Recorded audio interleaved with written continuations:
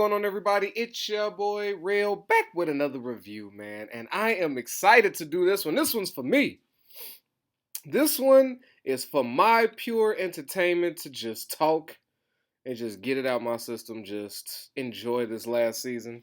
Um, this is Walking Dead season 11, episode 1. 11.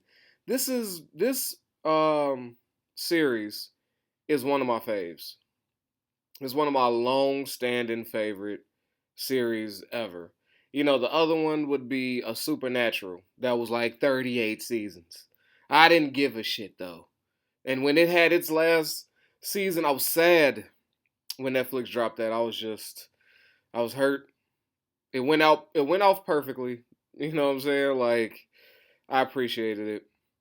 But this was the last thing. This was one of the last long season things I've watched, and Walking Dead, and it's finally coming to an end. And I'm gonna be sad. I'm gonna be sad. Just think about it. I was 24, maybe 23 when Walking Dead came on. It what? What? I've known Walking Dead longer than I've known my daughter. When you really start breaking down what you've been watching, what you've been invested with your whole life, like you go, holy shit. This is I'm with it. This is a part of me. It was there with me when I was cheating with so and so, when I was experimenting with this and that. Walking Dead was in the background. But yeah, man, it's crazy. It's crazy. But yeah, it's finally coming to an end, and I have it now. I have it in my possession. And what I've been doing is fighting hard not to binge watch. I've watched the first episode, rewatched it. I don't want to, because I want to watch them and do a review. Watch it, do a review, so I can spread it out for myself, because this is it.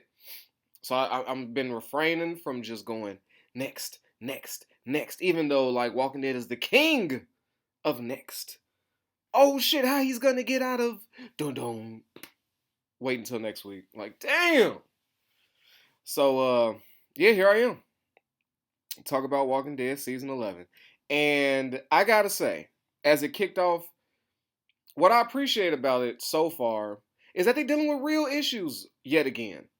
I think they strayed so far from Apocalypse. Like, when it first happened, Rick waking up in the city like 28 days later and shit. And then it's like, holy shit, we gotta figure out what the hell's going on. Then it's, oh my God, if they bite you, you turn into one. Then it's, them first few seasons figuring out that, losing loved ones, trying to find a safe place. That's where Walking Dead originated. Holy shit. It hit the fan. Where can we go to just take a breath? Whoa. Then you run into psychos that couldn't wait for the apocalypse to just rape and pillage like Vikings. And then you just like, what's happening? Okay, that's where you fall in love. I mean, I love zombie and apocalyptic shows and movies. Like, that's just my bag. And video games. But it strayed away from that when Rick and them start finding villains to fight. I can't think of his name. It was so many years ago. But, what was it? The Warden. Was it the Warden? Dude with the one eye with the prison. That's really where it kicked off. Ever since then, we've had villains. We've had villains to fight. We have groups of people to go at. And no bigger villain, I personally think, than Negan. Sam and Dean's father. Come on, Negan. Leather Jacket produced one of Dave Chappelle's best skits. But also the reason I almost walked away from Walking Dead. Not gonna lie to you. It was a point. This was bothering me. It was a point where I was all Glenn, like Team Glenn. Glenn found Rick.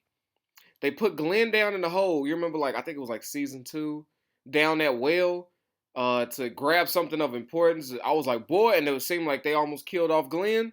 That's when we first ran into Maggie and them.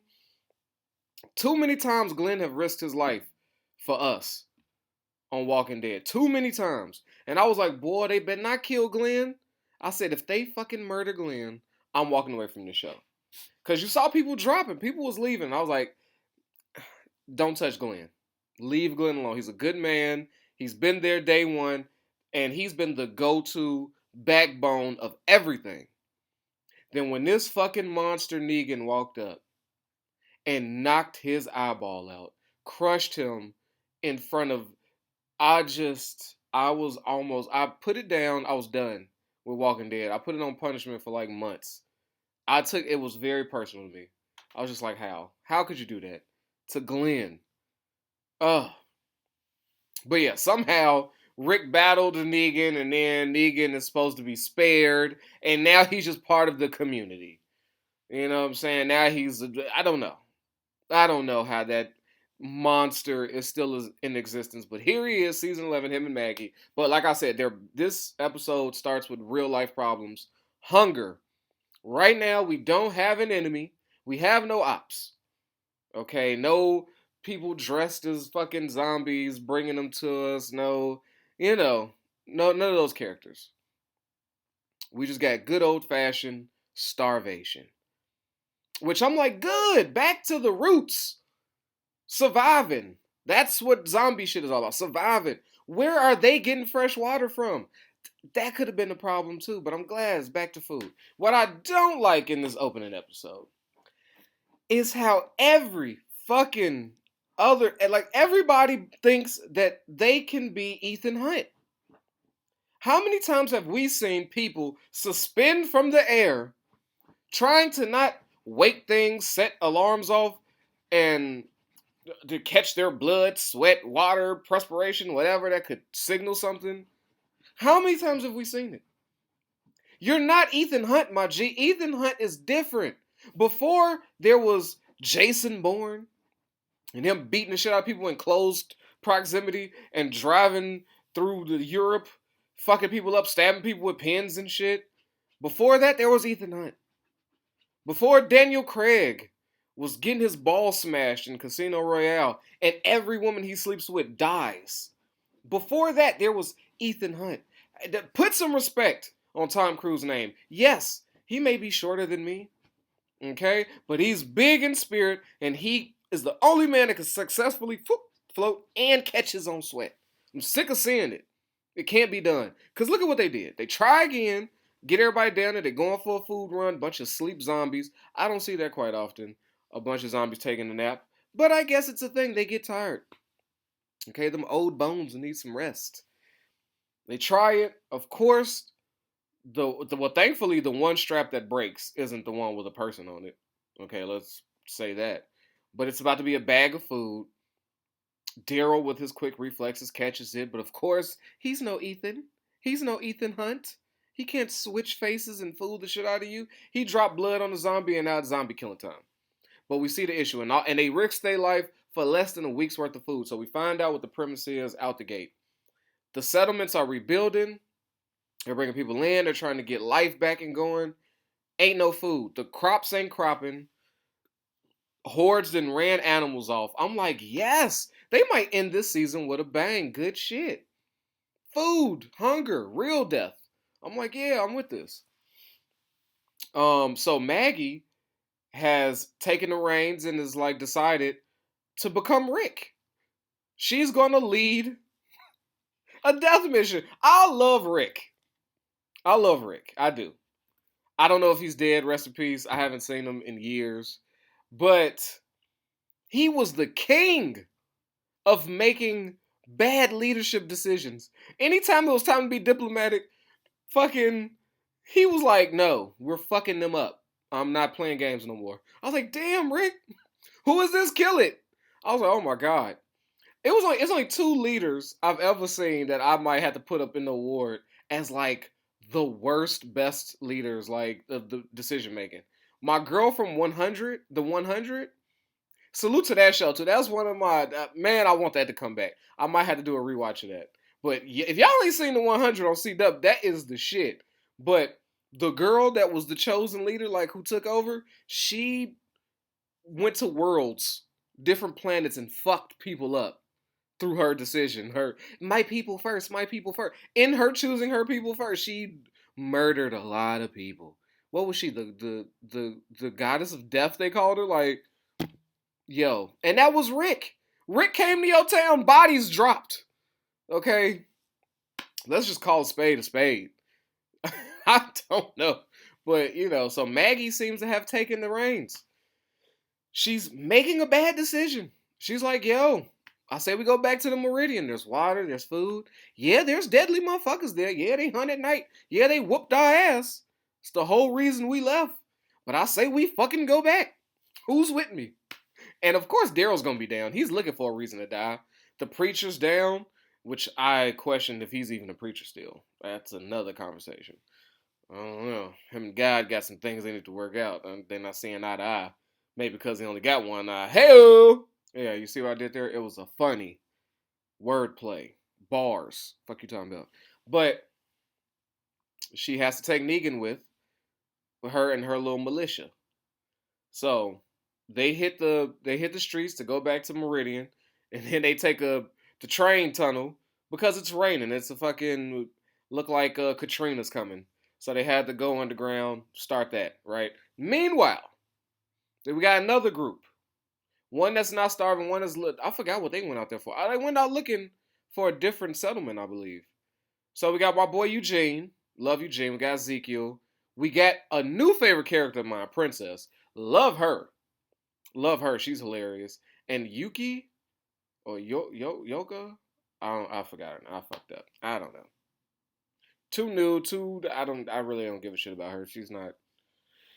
But yeah, so they found at a place called the Commonwealth, and they're being interrogated and questioned, so they're just trying to figure out what the fuck's going on. Eugene had last entered them here. Everybody's dressed like a cheap ass what the fuck is the soldiers from Star Wars? They all look like plastic stormtroopers, like they playing fucking, what's that shit where you dress up and cosplay and go fight in the woods? Like, what is that? That's what it look like they doing. Okay? So I don't know what the stormtrooper shit is all about. Somebody that runs that has some type of sense of humor. Like, you know what? If we're gonna just be apocalyptic, I say we go full Empire. Let's get these people some of these suits, give them some weapons. We're good. But at least they're not dead. These don't seem like the most deadly people.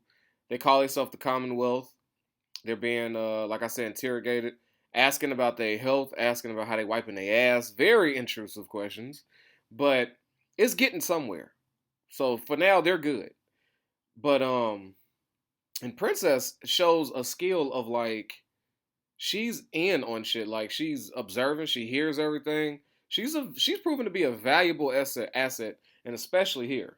So I'm interested in their storyline so far, but I can't help but being gripped by what's going on in this train station, right? So they're going, and there's a bunch of dead bodies wrapped up in plastic. Whether they're pre, post, no idea. Is this a current graveyard? I don't know. It's a bad sign. Typically, when you see hundreds of dead bodies wrapped up in plastic, throats slit, that's often a sign of not feeling it. And that's what Negan is. Negan is down here protesting against all of this. He did not sign up for this shit. He is the tour guide. He was grabbed to do this job. He was not one of the ones that was brought in to discuss this, nor should he.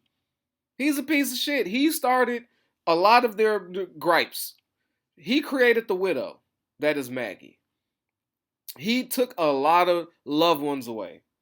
He destroyed a lot of shit. He's the reason that they are all hungry. So, he doesn't get a say. But, when a man's right, he's right. I just don't know. Negan is down there bitching and moaning, talking about, hey, did anybody consider that this is a bad idea? Look at all these dead bodies. Is it currently in use? Is it not? Is the people that made these bodies living here, close by? Do they want drama? I don't know. Are you able to test the body and make sure this all happened during the fall and not just a week ago, like currently? These are valid questions. I'm like, yeah. But Daryl and them is honing in. They're like, you're trying to be in charge. You're trying to, because Negan is an amazing manipulator. He is. You got to give it to him. The man has like Jedi-like powers over people, and he just uses logic. Maybe it's his voice. I think it's his soothing voice mixed with logic, and it's just because as I'm watching, I'm like, yeah, you're right, Negan. He has me in a trance. I'm like, okay, yeah. I miss him with Lucille though. Seeing him rock around with the crowbar is like a knockout version. Still effective, but Lucille is special. He was the only one. I think he had the most infamous weapon next to most iconic weapon next to Daryl's crossbow and Michonne's samurai sword. Those are the three weapons that are going to go down in legendary history of Apocalypse TV show fight, and those three are up in the rafters, right? So it's crazy to see him without his, because that's a top three weapon of all time on the show for 11 years, and not even Rick's gun, in my honest opinion, like his six shooters, you would think that would be, but no. And oh, the black dude's staff, bow staff, but he ain't in it a lot. But I love when he pops up. Is he alive still? I forgot his name, but yeah, it's one of Rick's early homies, and he's proficient with that stick too. So yeah, I would slide that in there. That's a good weapon. That's a low key, underrated weapon. I always like the bow staff. Clears out a lot of people if you know how to use it. Oh, it's six zombies. You know what I'm saying? If you know what you're doing. But yeah. So he gets into this whole diatribe about how he doesn't want to be there. You don't need me. It's DC. You can find a map. You can get to where you're going. You know what I'm saying? I don't know all the shortcuts or whatever the fuck you think I know. Like I can get around. Sure. You don't necessarily need me. So he's worked it up in everybody's brain like she's marching me to death. You all included. This is dangerous. This is deadly. Okay? And if we make it, she's trying to kill me. And I'm not going. You got to kill me right here. He took a stand. He felt the energy like, yo, if I go with her, she's finna fucking kill me. And that's not what's up. So he's rather not being dragged through the horrors of zombies and fighting and all this shit. He's like, look, you're just gonna have to do it now. And the fact that he got everybody else thinking like, damn, did she bring him here to die? Like, that's a good idea. Why didn't we think of it? You know what I'm saying? So he's got people on that side, but they don't give a shit still. But Maggie lets him know. I like this Maggie. I'm not gonna lie. I like the widow Maggie. She takes no shit. She like, fool, we moving fast because our kids are hungry. We down here because upstairs is death. And only reason you ain't dead is because a little bit of that woman from season 2 is existing. So shut the fuck up, get up, and let's go. I'm like, you talk to him, Maggie. Talk to him. Right? So now they go. And as predicted, zombies come. And as predicted, Negan has gotten to some people's brains and they dipped. They left. Took the ammo, took whatever rations, the young dude and the other old guy, somebody else, they gone. So, there's that. I was like, holy shit. So now as they all getting attacked and they're trying to make their way on the train, Maggie is the last one up there. And what I found hilarious is how Negan is up first on top of the train. Here comes Maggie. She's hanging on for dear life with zombies nipping at her ankles. Negan comes back, takes a look at her, and is like, nope, not today. And start going. And she the look of shock and what the fuck on her face is priceless as she drops down, scurries underneath the train. Also, we need to talk about Daryl and his fucking dog. This dog that he calls dog is the most if this dog is not properly trained, he should stay home. He's screaming, dog, no, stop, dog, no, don't. And the dog don't give a fuck what Daryl's talking about. The dog is going toward places, toward danger, just disappearing in holes that only he can fit. He's not paying attention to his master at all. What fucking good is that dog? You know what dog did that? That put their owner in danger? Will Smith's dog in I Am Legend. Ran up in there. Will said, get your ass out of here. What'd he do? He made him go into the den of those cancerous monsters to go get his fucking dog up out of there alive. Train your dogs. If your dog don't know, stop. Heal. Alright? If they're not paying attention, they can't roll. It's a disobedient ass dog. And that's the only thing Daryl seemed to care about, so of course he chases after him. So Daryl's on his own path, Maggie's on the survival path underneath the train, and Negan is up top. He said, fuck that shit. And you know what, guys? It was hilarious, and I'm not mad at him. You are not finna tell me how I ain't shit, how you do want to kill me, and I didn't want to come with you anyway. We ain't friends, and if you die, maybe this whole shit ends. So yeah, I'm not finna help you. I got nothing to prove. I've been trying to help people. He has been trying to step his game up and be a part of society, but you know, there's gonna be people that hate you. It just is what it is, and I'm gonna forever hate him. I could think he's funny, which I do. I could think he's cool as shit, which I do. I could think he has a top 3 weapon, which I do believe he does. And I miss him with his leather jacket. But I hate him. He knocked Glenn's eyeball out. What the fuck are we talking about? He took Glenn from me and Maggie. I can't forgive it. I can't forgive it. I don't give a shit. But yeah, that's how that episode ended. But I am very much invested in this. I like it. I like it. I like the we're gonna die if we don't get food, so fuck it, let's go on this dangerous ass mission. I like the search for a new hope. We got one little team out there dealing with the Commonwealth. Are they what they say they are? Is it a dangerous situation? I don't know. How they talking about getting out that jam? How? You know what I'm saying? And then, well, we ain't seen much of what's happening actually on base. I don't see no Michonne. Is she still out there looking for Rick, right? Yeah, I think so. But I don't know. I don't know. But I'm enjoying it so far, and I can't wait to get back to it. So let me do just that. And with that, protect your health, yourself, your wealth, man. Your boy Rel is out of here. Peace. Yo, I know I don't need no introduction, but y'all know who it is, man. It's your boy Hollywood Rel. And I appreciate you for sliding through and watching these videos. But you know what I need from you? All right, if you ain't already, I need you to like this and subscribe this, man. We at 1,000 trying to get to 2, all right?